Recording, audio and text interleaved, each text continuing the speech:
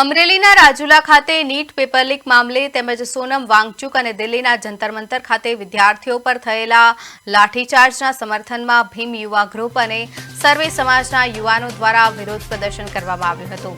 Ambedkar circle ખાતે મોટી સંખ્યામાં એકઠા થયેલા યુવાનો, રાજકીય અને સામાજિક આગેવાનોએ પેપર લીકના કારણે જીવ ગુમાવનાર વિદ્યાર્થીઓને મૌન પાડી શ્રદ્ધાંજલિ અર્પણ કરી હતી।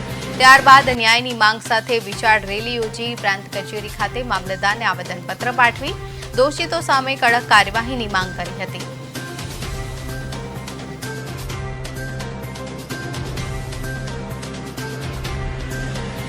એક્ઝામનું પેપર લીક થયું એવું કહેવામાં આવે છે, પણ લીક એક્ઝામનું પેપર નથી થતું, એક્ઝામનું પેપર વેચવામાં આવે છે।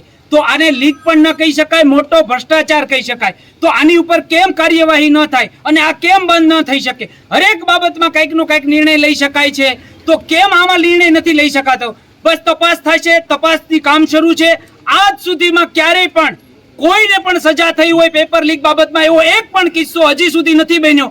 જ્યારે એમ કહેવામાં આવે કે તપાસનો વિષય શરૂ છે, આમ છે તેમ છે, તો આવી જ વાતોમાં લોકોને હેરાન કરવામાં આવે છે અને વારંવાર જ્યારે આમાં કચડાતો હોય તો નાનો વર્ગ જ કચરાય।